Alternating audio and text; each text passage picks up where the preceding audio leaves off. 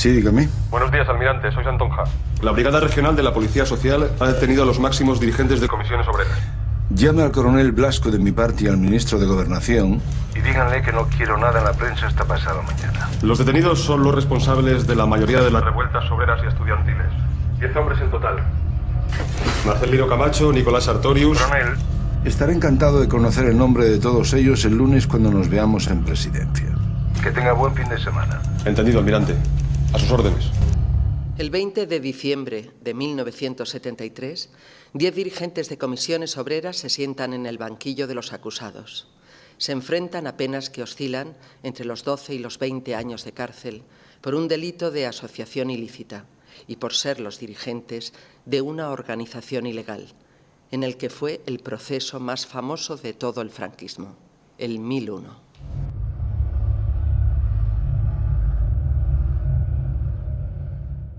A partir de los años 60, España vivía un despegue económico. Los diferentes planes de industrialización de los gobiernos tecnócratas comienzan a generar cambios en la sociedad. La emigración del campo a la ciudad con la industrialización que empieza en los años 60 con el plan de estabilización es lo que crea las condiciones para el surgimiento de un nuevo movimiento obrero que fue Comisiones Obreras.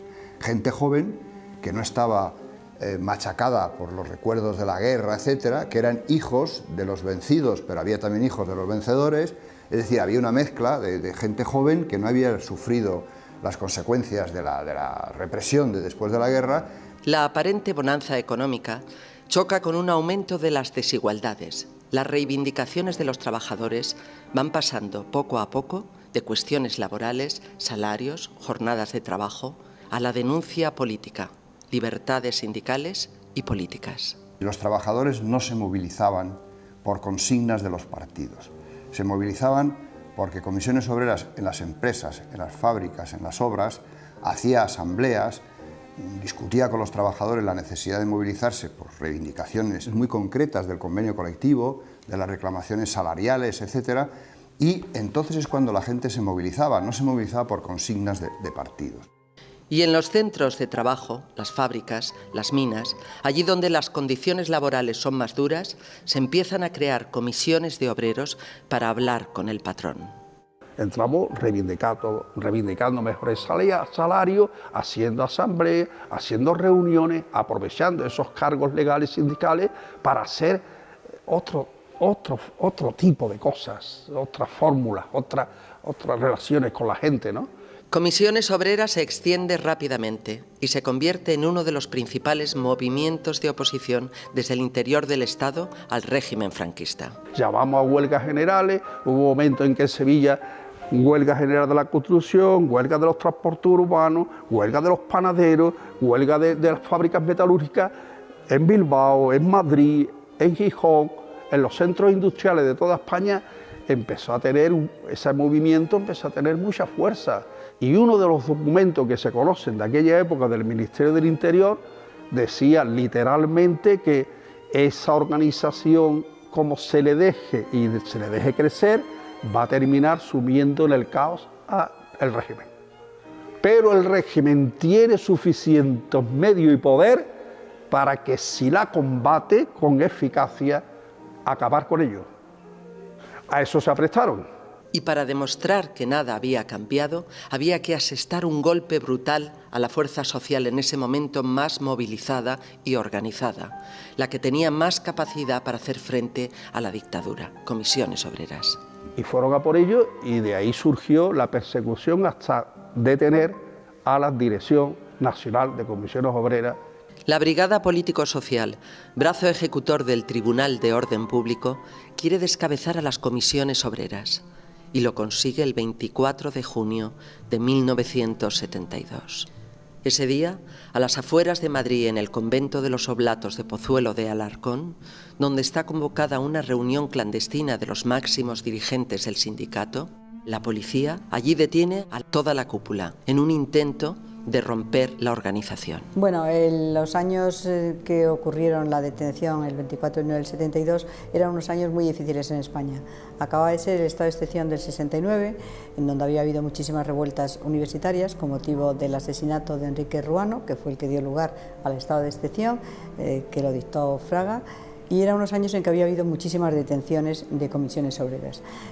Comisiones Obreras estaba pujante y efectivamente en los años estos de la primera década de los 70 es cuando más detenciones se producen de gente de comisiones obreras, por lo tanto más juicios ante el Tribunal de Orden Público. Cuando caen los compañeros el 24 de junio del 72, pues claro, empezamos inmediatamente a preparar el juicio y vemos que las penas que piden el juez instructor es de 20 años, únicamente por una reunión ilegal en que se había producido además en un convento de los Oblatos. Entonces había que ver cómo nosotros ese juicio hacíamos que concurriera con toda una serie de movilizaciones que se estaban dando en las fábricas, que se estaba dando en toda la sociedad, para llegar al juicio y poner en el tapete lo que suponía el delito de reunión ilegal, de asociación ilegal, de manifestación ilegal, por la que se pedían 20 años, que es muchísimo, o sea que en ningún país se pedía eso, nada más que por actos puramente terroristas, ¿no? Desde que existía Comisiones Obreras, no había sido condenado nadie a una cantidad superior a 7 o 8 años de cárcel. En este caso, no solamente era por eso, sino que además el hecho de que en un proceso hubiera toda la Dirección Nacional de Comisiones Obreras le dio a aquello una amplitud enorme. Por otro lado, claro, unas condenas de cárcel por una reunión, que no era por nuestra condición de estar más o menos fichado o perseguido por la policía, ni siquiera por nuestra condición de militantes obreros en nuestras respectivas zonas, sino solamente por el hecho de condenarnos a 162 años de cárcel para, por lo menos así lo interpretamos, y es lo que ha quedado en la historia, para dar un escarmiento a las comisiones obreras de España. Es decir, lo primero que pensaron los dirigentes de comisiones obreras es que ya que la petición de penas y las sanciones que contra ellos solicitaban eran tan fuertes que merecían por lo menos una respuesta igual de fuerte, igual de contundente. Y la respuesta esencial fue ampliar el abanico político a toda la oposición política dentro de las defensas. Se empezó de derecha a izquierda por José María Gil Robles. El siguiente fue Joaquín Ruiz Jiménez, que había sido ministro de Educación con Franco. También estaba Alfonso de Cossío. Alfonso Cossío había sido decano, era decano entonces del Colegio de Abogados de Sevilla. Estaba también Cuéllar, que era un abogado sevillano muy conocido, de los más conocidos de allí, y después ya empezaban las fuerzas de izquierda, con Enrique Barón, que representaba Convergencia Socialista, Paquita Sauquillo a la ORT, y después Cristina Almeida, Manolo López y García Lacunza, al que yo sustituí después en el Supremo, en nombre del Partido Comunista. Y Felipe González tuvo el detalle de acercarse a nosotros para pedir formar parte de la defensa. El problema es que llegó un poco tarde, que hubo una gran, yo diría, movilización exterior, es decir, una solidaridad tremenda de los sindicatos europeos, de muchos parlamentos, una solidaridad por primera vez de las trade unions, también muy importante, con un viaje de uno de sus dirigentes, el dirigente del Partido Laborista, Michael Foot, a Madrid, donde dio todo su apoyo al 1001, y no solo dio su apoyo, sino que dio su apoyo a la creación de un tribunal internacional contra la represión sindical en España. Y curioso fue, por insólita, la solidaridad que se creó en Estados Unidos. Hicieron sindicatos, asociaciones, congresistas, intelectuales, entre ellos pues Arthur Miller, Noam Chomsky, estaba también Ramsey Clark, que había sido secretario de Justicia y fiscal general del Estado en Estados Unidos con Lyndon Johnson. Ramsey Clark no solo se solidarizó, es que vino al juicio y estuvo presente en el juicio, solicitando la libertad de los procesados. Se creó ahí un comité que llamaron Carabanchel 10, por los 10 de Carabanchel, muy interesante. Prometieron además que para el día del juicio vendría gente a España. Ramsey Clark lo cumplió, pero teníamos la promesa de Marlon Brando de que lo haría también. Pero claro, el problema es que el tribunal debió de escuchar conversaciones telefónicas o lo que sea, la policía, y tenía esa información, y convocó con 5 días de antelación o con 7, no recuerdo, el juicio. Yo creo que esencialmente para que no hubiera Marlon Brando, porque hubiera sido un escándalo mucho más fuerte.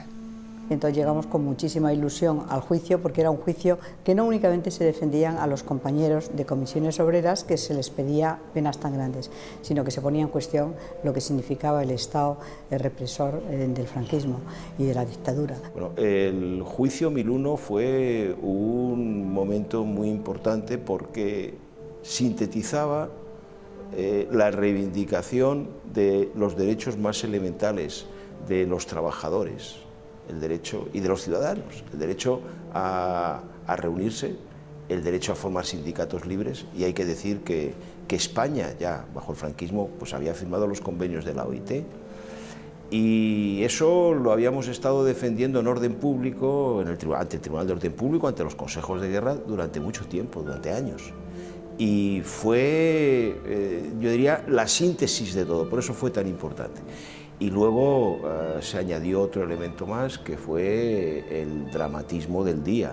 Apenas a 2 kilómetros del tribunal, el coche donde iba Carrero Blanco es alcanzado por una explosión que lo lanza al tejado de la iglesia de los jesuitas de la calle Claudio Coello, con el resultado de la muerte del presidente del gobierno y de las 2 personas que lo acompañaban.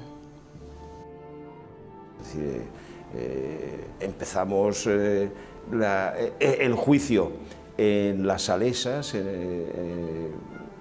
y aquello estaba lleno de gente que nos rodeaba, y había un rumor de mar de fondo que nos acompañaba y que daba moral, y de repente todo aquello se acabó. Entonces el juicio queda totalmente sobredimensionado y no se corresponde con lo que marcan siempre la justicia en cualquier país civilizado, que es que se tiene que hacerse en un marco de neutralidad y de frialdad respecto a los acusados.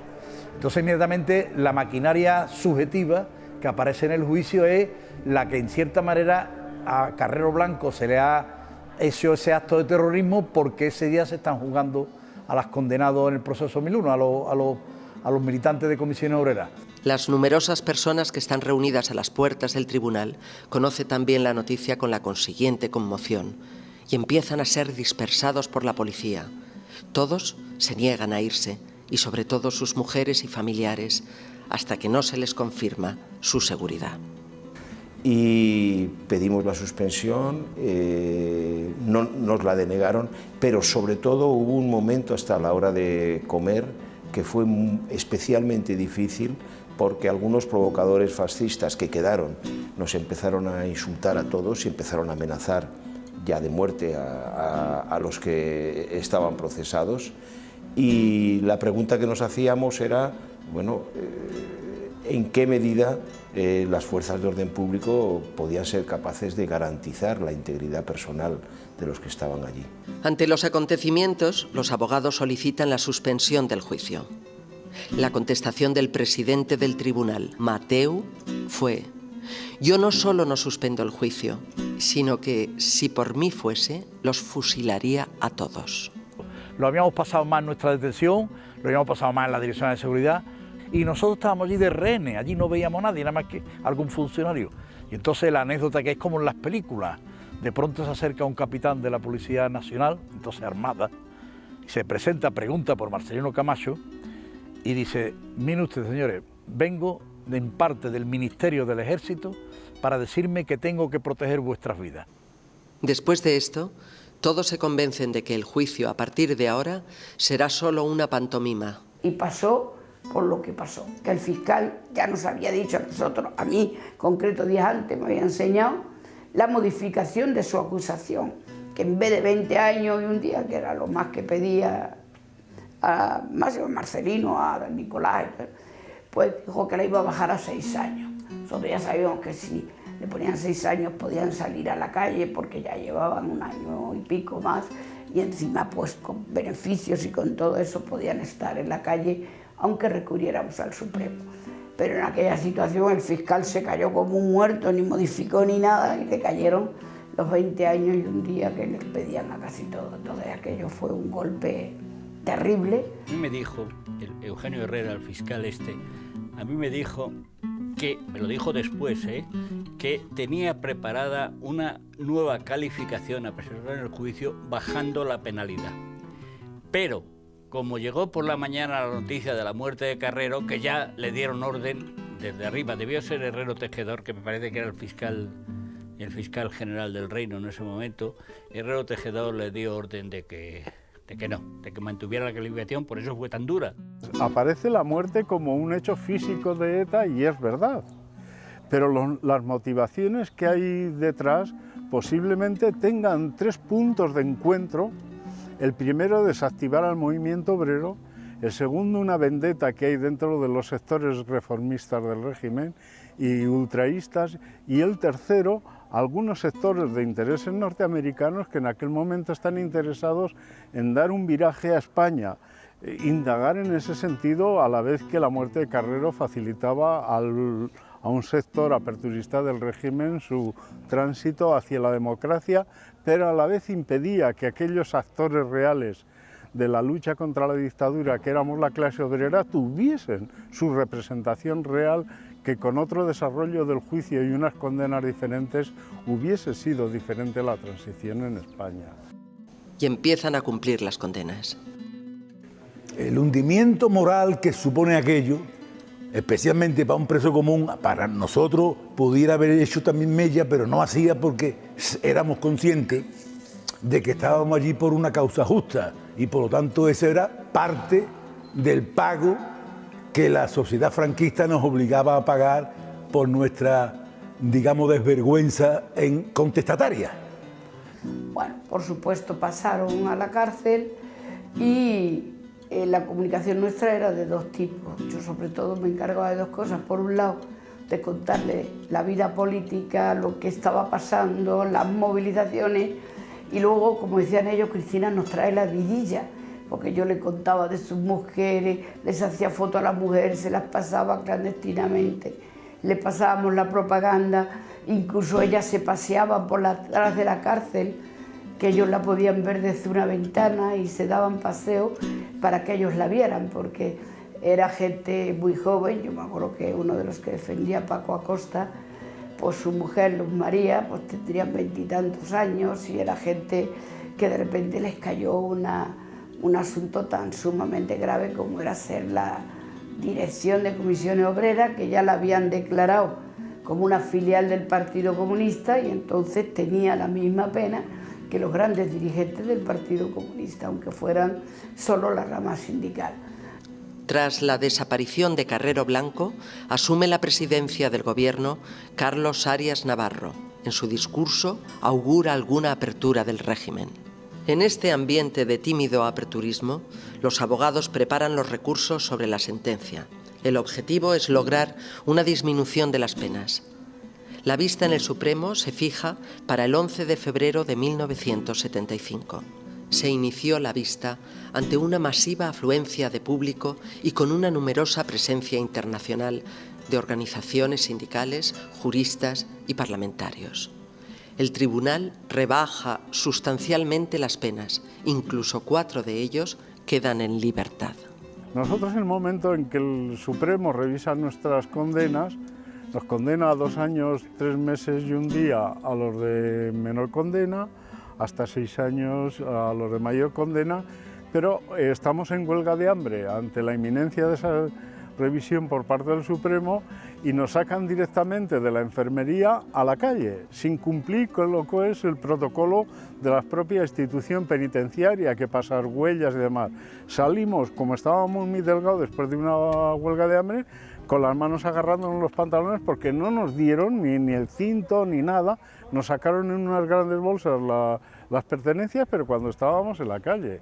Se había cuestionado abiertamente al régimen, lesionando gravemente su imagen pública. Se había puesto al descubierto el verdadero rostro represivo de sus estructuras y se había ganado la batalla de la opinión pública, nacional e internacional. El régimen se desmorona. Desde la cárcel, los todavía presos siguen con expectación las noticias que llegan del exterior. En Carabanchel, los presos políticos cuentan con un aliado de excepción, una pequeña radio. Esto les hace poder seguir los acontecimientos, la caída de Allende, la revolución de los claveles y, por supuesto, la anhelada muerte de Franco. Saben que el final es irreversible. El indulto recientemente concedido no cubre ninguno de estos objetivos. En lo humano, porque no libera a casi nadie. Es decir, de entrada de las cárceles, de presos políticos, no saldrán con el indulto actual más de un 25%. De los exiliados no podrán regresar y, lógicamente, porque además no solamente no cierra esa perspectiva, sino que de enfrentamiento, sino que la deja intacta. La amnistía vendría después, como vendría el reconocimiento de que sin comisiones obreras, sus dirigentes, su gente y su lucha, la llegada de las libertades habría sido mucho más difícil.